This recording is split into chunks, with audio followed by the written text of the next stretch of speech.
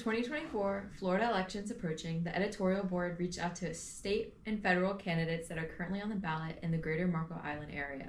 We asked a variety of questions that can impact many people's lives in Florida, hoping to understand more about each candidate and their intentions if elected. Candidates are asked a standard set of questions according to their specific office they are running for. Follow-up questions are only asked if a member of the editorial board needs further clarification. Videos are not edited in any way in order for our audiences to see how candidates authentically answered the questions. Every election has consequences, and it is important to learn which candidate would best fit each individual voter's values. We hope that these videos better inform our audience and spark further conversation of the many issues we all face. All right. Well, good morning, Mr. Work. Thank you so much for coming here today. I know this time of year is quite busy for you, so we greatly appreciate it. First, we want to introduce ourselves as the editorial board. Right. My name is Emma. I'm the editor-in-chief. Right. I'm Lauren, I'm the executive editor for The Wave. Right. I'm Cassie. I'm the sports editor of The Wave. I'm Skylar, and I'm the managing editor for The Wave. I'm Noah, and I'm the entertainment editor. I'm Jaden, and I'm the news editor. I'm Lola, and I'm the opinions editor. I'm Mia Berryman, and I'm the arts editor, and we were wondering if there's any background information you'd like to share before we get into everything. Well, you mean about myself? Tell us about you. All right. Well, let's start with this. Why am I doing this? I'm 84 years old. I've been playing a lot of very bad golf. And I got really worried. I think this is the most important election of our lifetime, and I've been in a lot of elections, and I really feel democracy is at stake. And I wanted to do more than knock on doors and write postcards. And so I was at a fundraiser for Debbie McCarson Powell, whom I'm very much supportive of. I think she's fantastic. I was at a fundraiser for her, and a woman stood up and says, "Is anybody willing to run in a very uphill district as a Democrat?" And I said, raised my hand. I said, "Sure, I'll do it." So I used to be a Republican. I served as a presidential appointee in 3 different Republican administrations, the Nixon, the Ford, and the Reagan administration. My wife served in the Reagan administration. We were lifelong Republicans. When I was 12 years old, I campaigned for Eisenhower and Nixon. And there are pictures of me in our local newspaper in California, me as a 12-year-old campaign, and my mother saved them. My mother saved everything. I'm sure you all have mothers like that, right? Yes. So we decided that we needed to do more. And so I am out there campaigning every single day. I am trying to raise everyone's awareness about the importance of this election. And I'm getting very well received. I'm very happy about the reception. People are very interested in the fact that I'm running. They're very interested in my credentials. I have served basically at the local level, at the state level. That's the District of Columbia is both local and the state, but I've also traveled around the country, meeting with law enforcement people in my Justice Department job, meeting at the state and local level. And so I have a lot of experience, and I think I bring that to this particular job, in contrast to the experience level of my opponent. So there's a couple more things about my background. I was a prosecutor for 7 years. I was the first prosecutor on the scene at Watergate. I wrote the Watergate search warrants. I was a lawyer for almost 50 years in the District of Columbia. And I was president of the DC Bar, which has now 100,000 lawyers in it. One of the largest bars in the country. So I've done a lot of different things. I'm interested in a number of things for the district. I'm interested very much and support very, very aggressively as I can, a woman's right to choose. And I'm very worried about what has happened to healthcare for women in these, particularly in these southern parts of the country. Women have to go a long ways to get appropriate care throughout the country. You know, they have to go basically to New Mexico or up to the District of Columbia in order to get proper care out of Florida now. And Florida used to have pretty decent rules and regulations on this. I think that what's significant about that is not just for women, but what's significant about that is that a right that it was established was taken away. And as a lawyer, that means a lot to me. A right being taken away. You know, the arc of progress, you know, is slow, but it's always been trending in the right direction, and that is the wrong direction. So that's very important to me. I'm very involved in trying to figure out gun safety issues, and I liked what you said, especially about, because you hit the nail on the head. The registration is really the key. Yeah. It really a sound, safe, effective registration system is really important. Let me tell you about my background there. When I was a prosecutor, we ran a citizens complaint center, and at the Citizens Complaint Center, and I was the chief prosecutor for local crime at the time, so it was in my office.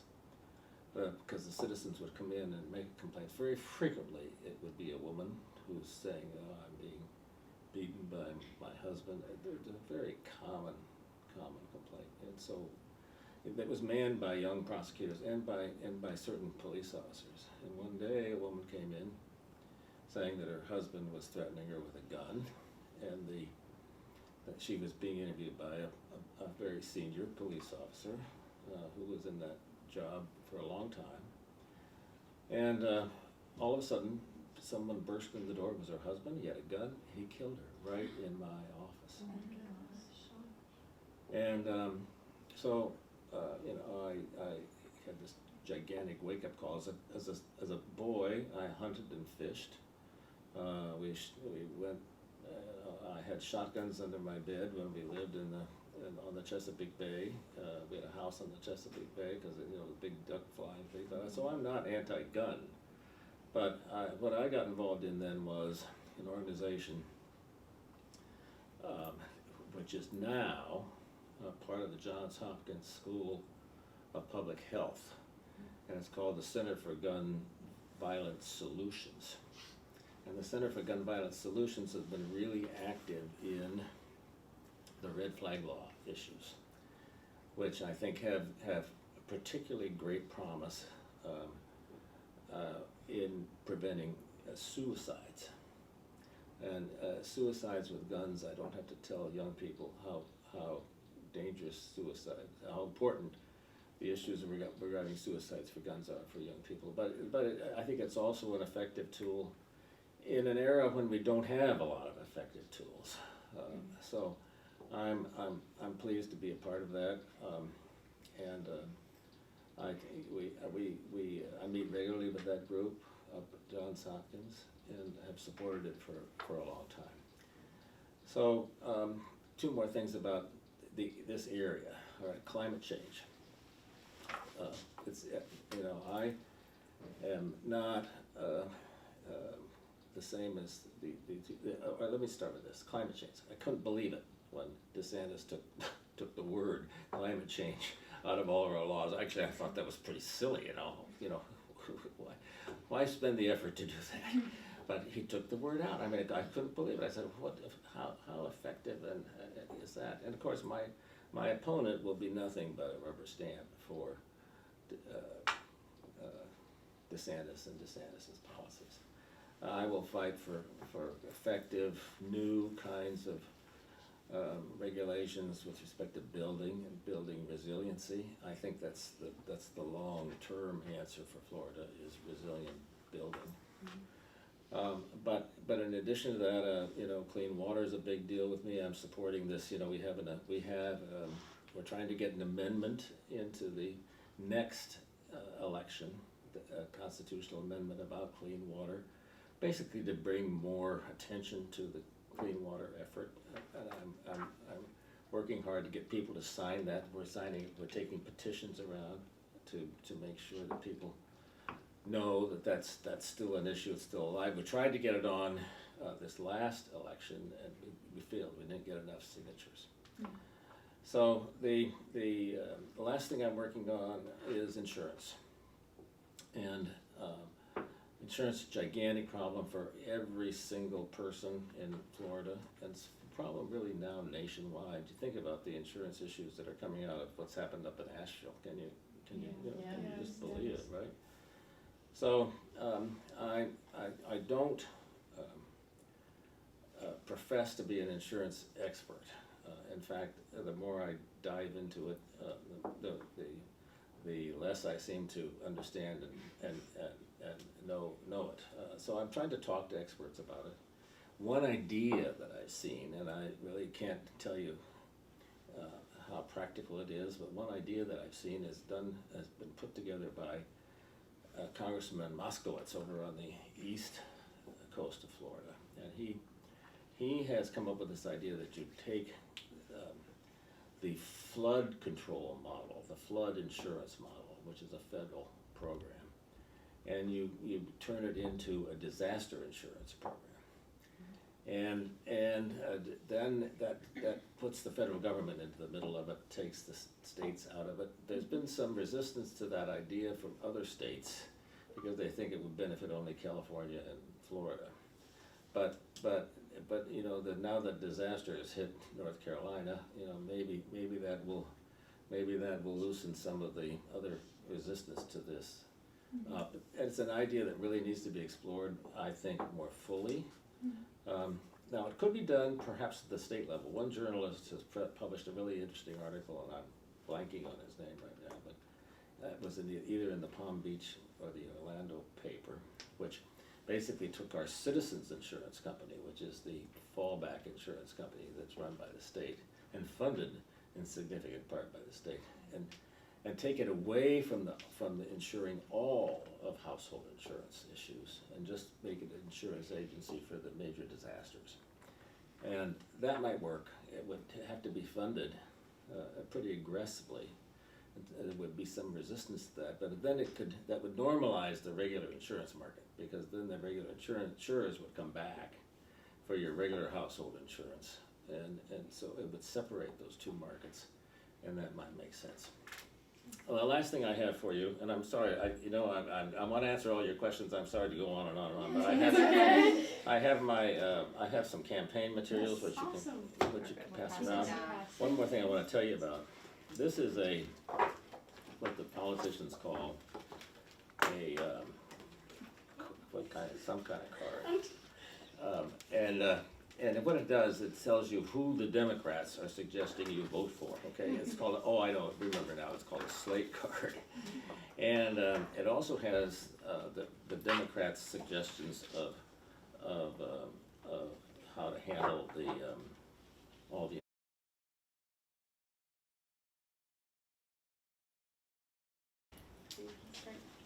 Okay. Schools across the state are going through catastrophic financial cuts, which results with struggles with staffing from teachers to bus drivers and even staff. How do you plan on aiding schools that are already struggling with funds? Well, obviously the legislature has some role in that, and of course the localities, traditionally schools are controlled as locally as possible. One of the things that's disturbed me about the DeSantis administration is that he's pulled many issues that used to be local issues back to Tallahassee, or up to Tallahassee. They were never in Tallahassee in the first place. You know, one of those things is heat regulations, the regulations that workers, you know, can't take water breaks, you know, when it's 95 degrees outside and they're in the fields. That used to be a local ability to register those, control that locally. Tallahassee has pulled that back, and it can only be done statewide. But that's similar to what I'm fearful of in terms of this pulling all authority to Tallahassee, is that the local people will lose the ability to manage their own budgets, particularly for places like schools. So I think that this issue of funding schools should be a local issue. It should be managed by the local school districts. You saw that we had a very tough contested, although nonpartisan election up in August in Collier County up there north. It was a great relief that the two incumbents managed to stay in office. But I think that you know, the notion of not funding schools is possibly the worst possible mistake that any community can make. It's the future is what we're talking about. Yes. And so if I were asked where we should give our money first in a locality, in any place, in any school district, it would be to the schools. That would be my first highest priority. Awesome, thank you. Just following up on that DeSantis discussion. In June, Governor DeSantis used his veto power to cut a key segment of the state arts budget from $32 million to $0. Naples Players, whom I've been involved with, on Fifth Avenue has been one of the highlights of downtown, and they just built a brand new facility that finally accommodates for all individuals that take classes Beautiful, there. isn't it? It's beautiful. Naples Players is a popular outlet for all children all around Naples. They are currently losing $11,000 a month, and it takes a huge hit on their budget that could ultimately lead to them closing, which would take away a safe space for students and adults to learn and grow. And if elected, how do you plan to support the arts and ensure that students can continue to have access to these important cultural and creative opportunities? Well, you know, the arts are part of the learning experience, and how you can separate the arts from the learning experience, I don't understand. Number one. Number two, this cut it's pure politics. It's just symbolism. This is not even a rounding error in the state budget. Not even a rounding error. Right? And you know, it was the interest in trying to improve public life and public awareness and public education started with Benjamin Franklin. You know, he said, "Let's have a library." You know, that's what government ought to be doing, right? The next thing he's going to say, "We're not going to support libraries," right?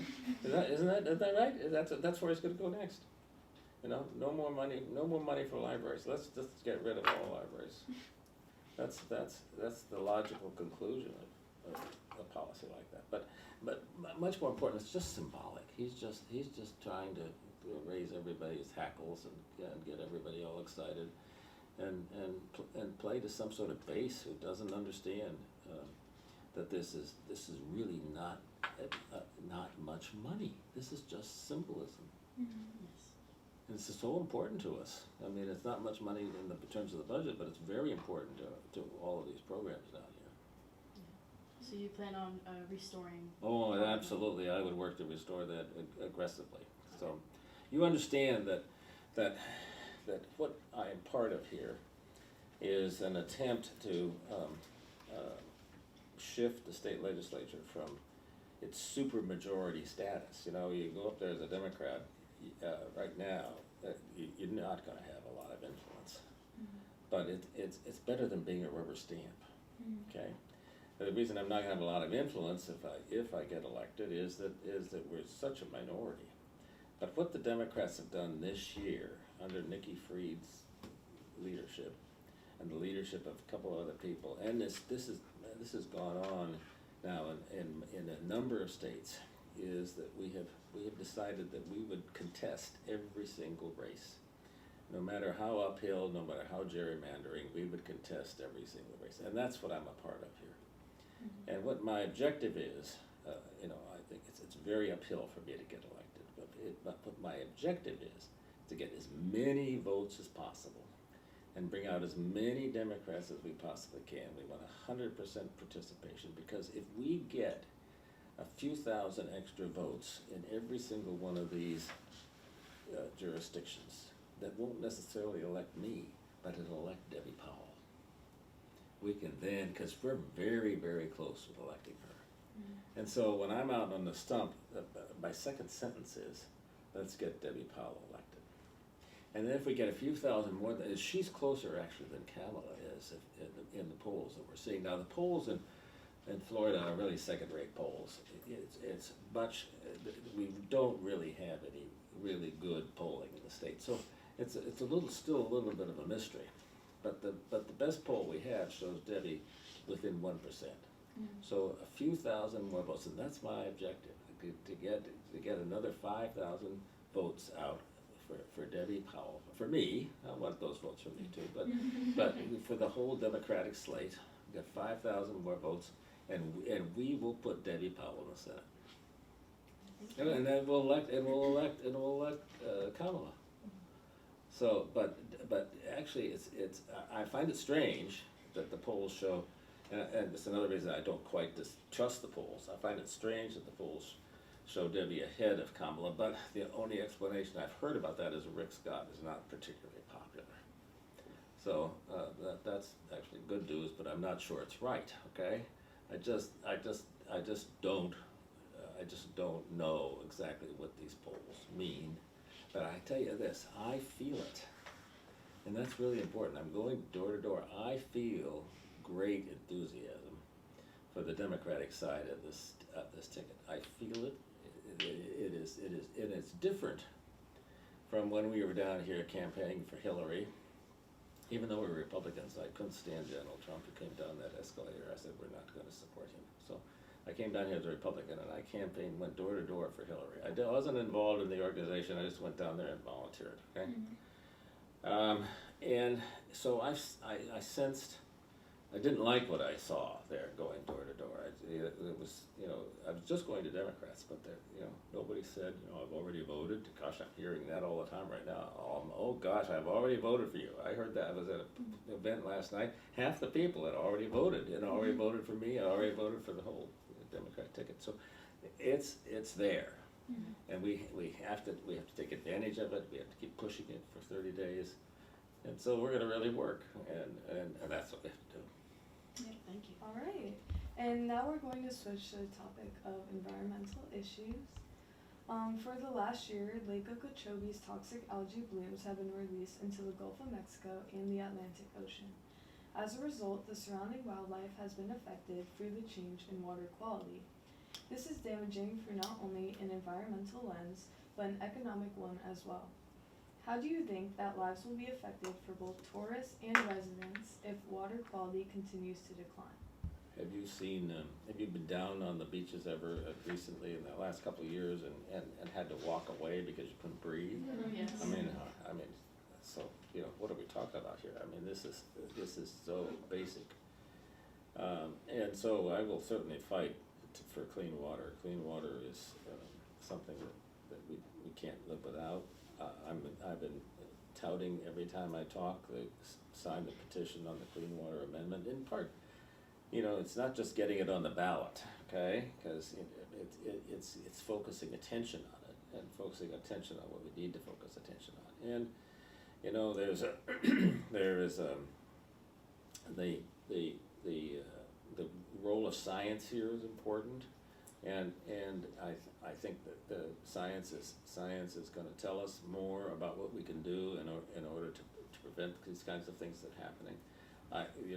We know that some is caused by waste from particularly cattle and some of the inland part of the state is very agricultural, and part of it's pesticides, part of it's fertilizer.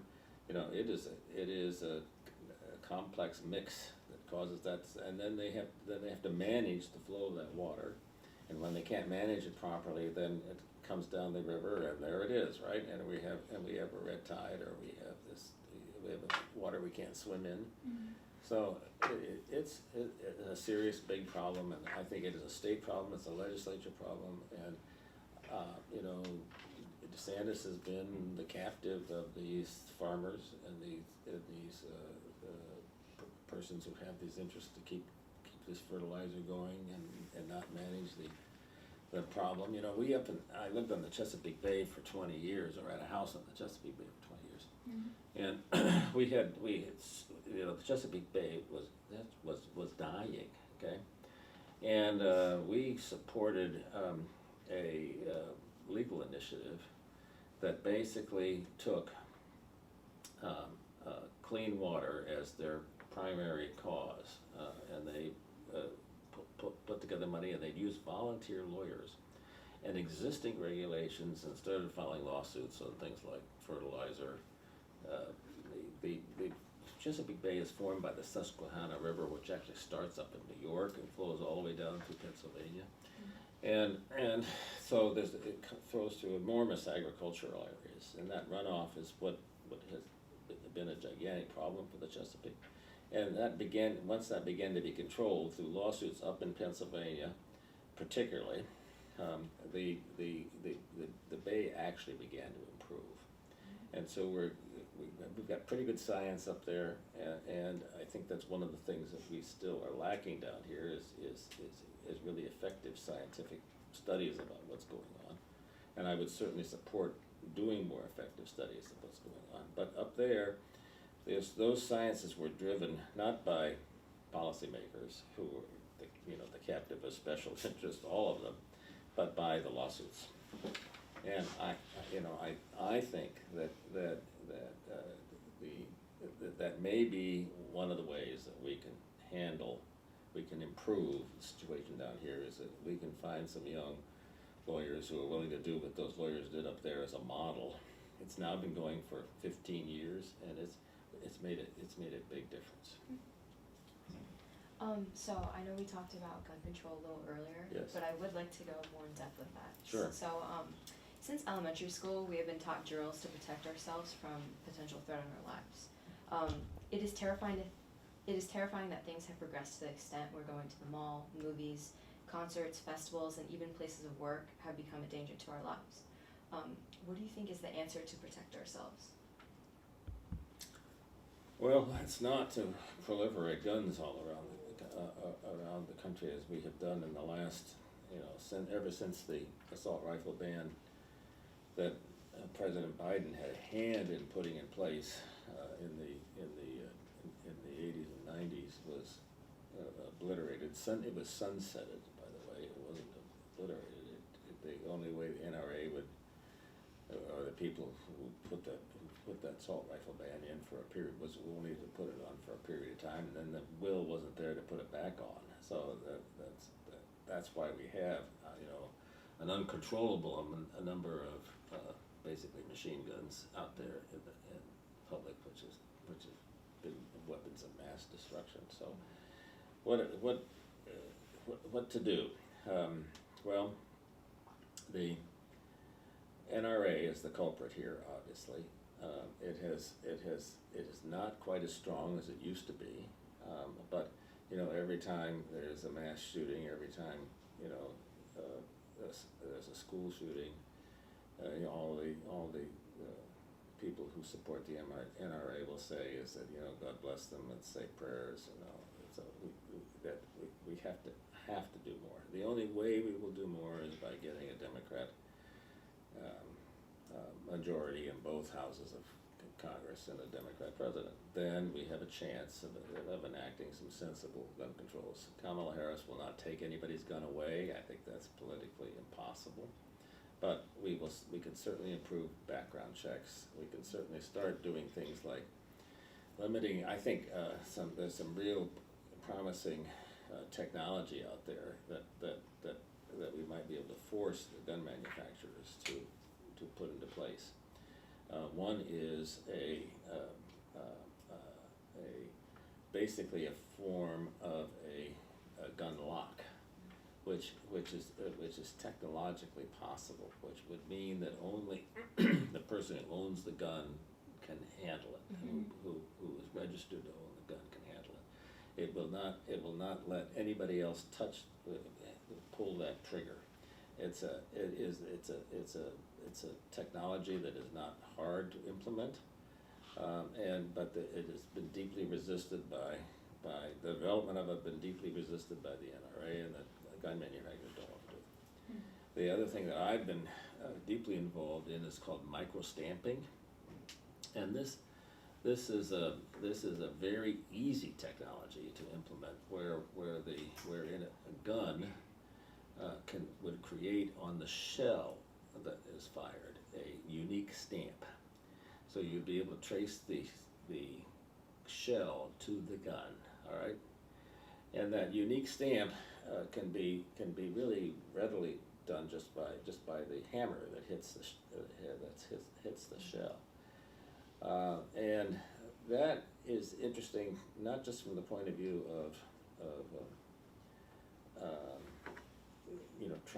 doing better kinds of investigations, but it's something that the law enforcement people would frankly love to have. They don't want to admit it because the NRA opposes it. There's an interesting political problem in law enforcement. The major chiefs of police of the big cities, who are very powerful, have their own organization, they are all for gun safety. They think gun safety is really, really important. They would love to have it. But it's the elected sheriffs who have to go out and face the public and get elected every year who are opposed. So we have these two powerful groups within law enforcement who have very different views about gun safety. The notion that we can have more gun safety is really a matter of the failure of political will. And we have some very fine leaders, Senator Murphy up in Connecticut, who had this in his jurisdiction, this terrible school shooting of little tiny kids. He's been a great, strong leader for that. And now he comes from a state where he could still get elected and be a great, strong leader. But it isn't as if we don't have some leadership. It's just that we don't have enough. But I think if we get a majority of both houses and we get President Kamala elected, we will be in good shape, and we'll see some progress on guns. Okay, I know we talked about this a little bit earlier, but I really want to go back into this, moving on to the topic of reproductive rights. Yes. Since Roe v. Wade was overturned, many have been questioning what this means for the future of reproductive rights in healthcare for women in general. As women, we have been watching the country debate the rights of our bodies of a constant tug of war. And I just want, what is the strongest way to advocate for women's rights? Well, it's really, I've been watching that carefully as the campaign has unfolded, and I really like what Governor Walz says. Mind your own damn business. I thought that was pretty effective because he has to try to bring more people into the circle, bring more people into being concerned about it. And when you think about it, and you think about the arguments that were advanced and adapted in Roe v. Wade, Dobbs, which destroyed Roe v. Wade. Those things could be applied in a much wider basis. And so the mind your own damn basis protects every other kind of right like this, like the right to same-sex marriage, the LGBTQ, whatever it is, rights, all those rights. They're endangered by Dobbs because that same kind of rationale could apply to it. So it is. Dobbs is frightening. Dobbs is a very, very bad piece. I'm a lawyer, and It's a very bad piece of legal reasoning. It's extremely upsetting in terms of the confirmation process. You know, Kavanaugh said bluntly this was settled law. Settled law usually means you're not going to change it, right? He said it was settled law, right? And you know, Susan Collins, senator from Maine, says Kavanaugh lied to her, and that was, you know, these Supreme Court justices are all interviewed privately by each one of the senators who sits on the Judiciary Committee. They go in for individual visits as well as have the hearings. Susan Collins says Kavanaugh lied to her. We have a serious intellectual integrity problem on the Supreme Court, and Dobbs is one of the examples of it. What are some things, just like a few closing statements before we wrap this up? What about your campaign has affected your views on immigration? Well, first of all, you know, it's really, again, I think, you know, the Florida stance on this is silly. You know, we had to spend $25,000 of taxpayer money in Florida to fly Texas migrants to Texas, not Florida migrants. We flew Texas migrants to Martha's Vineyard. I mean, I just, you know, that doesn't pass the hee-haw test. I mean, why would Florida people be interested in flying Texas migrants to Martha's Vineyard? Well, you know, my opponent thinks immigration is terrible and she's going to fight, but it doesn't have anything to do with the state legislature.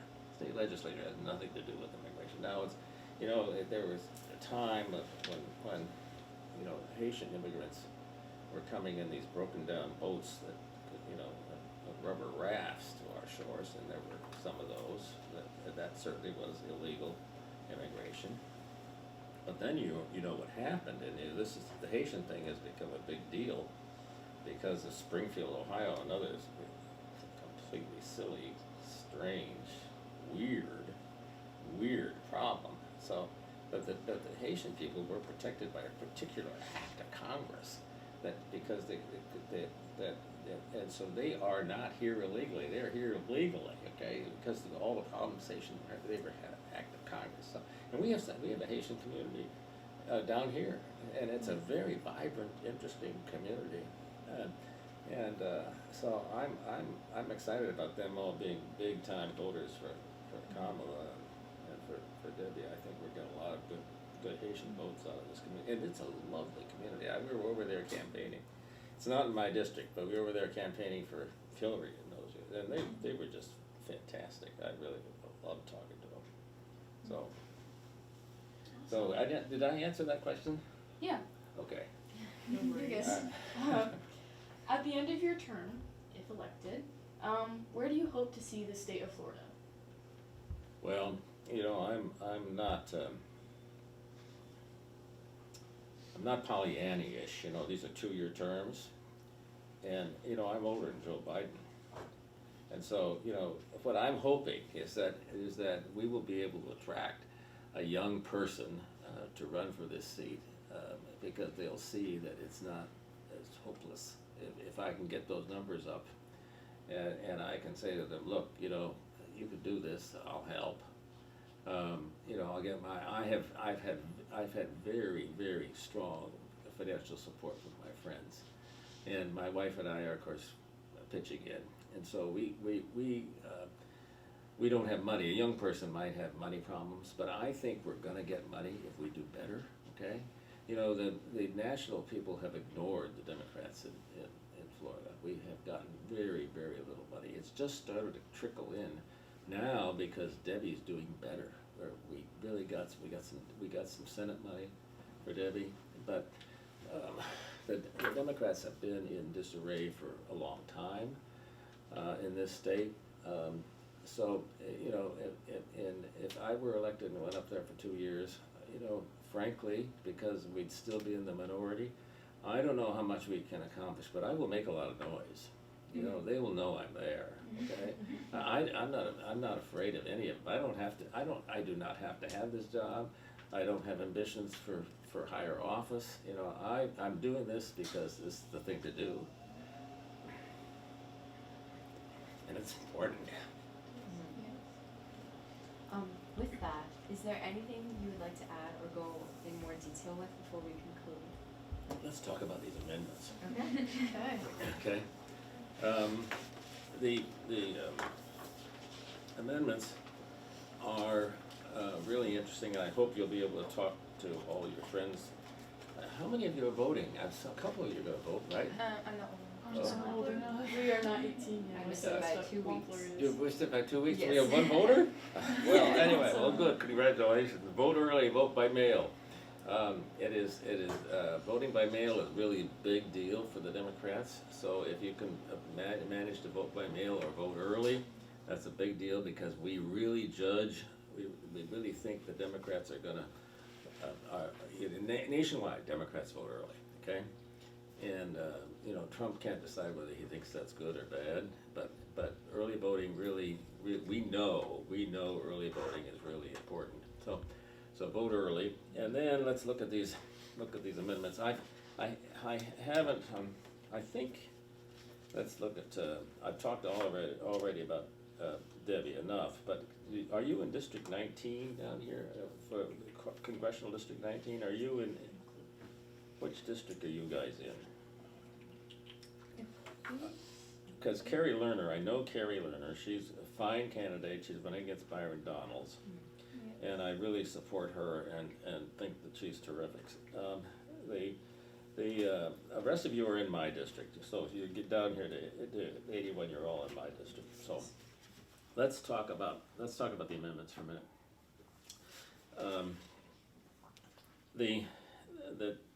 The first one is number one, making our school board elections partisan. What a terrible idea. They're trying to get people to run for office who would be endorsed by these particular parties, and they're just trying to make politics more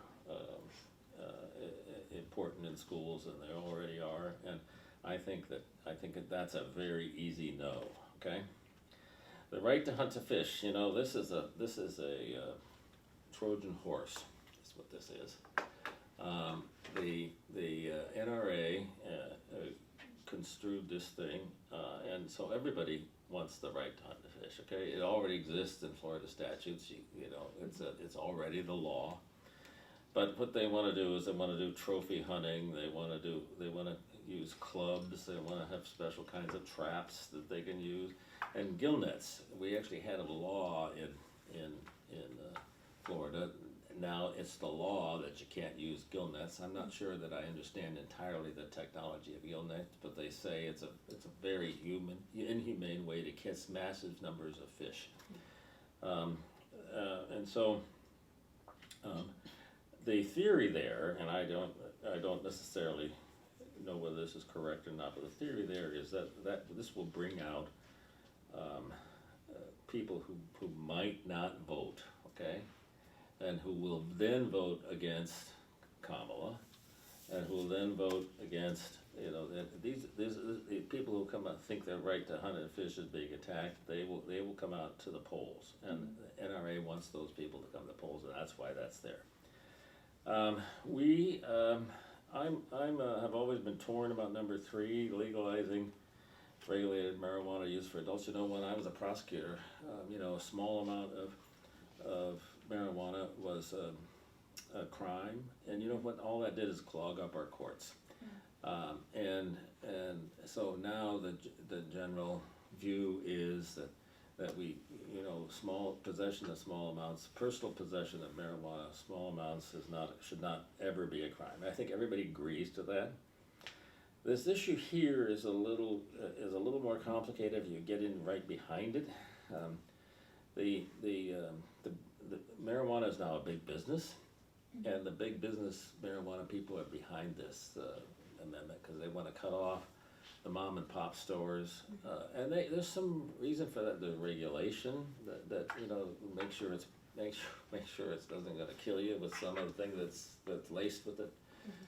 So that we have decided to go with yes on that, even though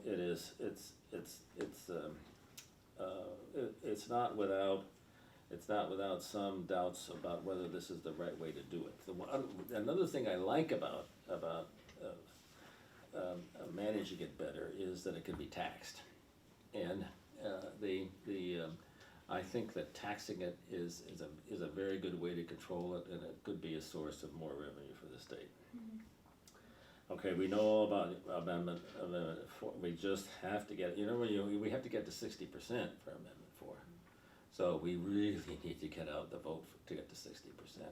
And if we only had to get 50%, I would say, we have a 95% chance of winning this, because Mrs. Trump actually decided that she would support this, so I'm thrilled to see that yesterday. So, we'd probably win if we only had 50%. I would be put good money on that, but 60 is tougher. So talk to everybody. The no on 5, no on repealing. We have a little bit of public financing for statewide campaigns. I don't run a statewide campaign, so I don't know much about that, but I think the public financing of campaigns is much better than what we're doing now. One of our biggest problems right now is these gigantic PACs who give gigantic amounts of money to candidates, basically buy candidates. It's a serious problem. So I'm for that. And then the referendum for the Collier School Board thing is an easy one. The annual inflation adjustment for homestead exemption value, I frankly don't understand that. But I know that the people who do fill this out think that we ought to vote no on it. So that's why. Yes. Well, Thank thank you so much. You're welcome. You're welcome. I'll leave all this stuff here for you guys. Thank you. Thank you, Mr. Thank you Ward. so much, Mr. Ward. Right.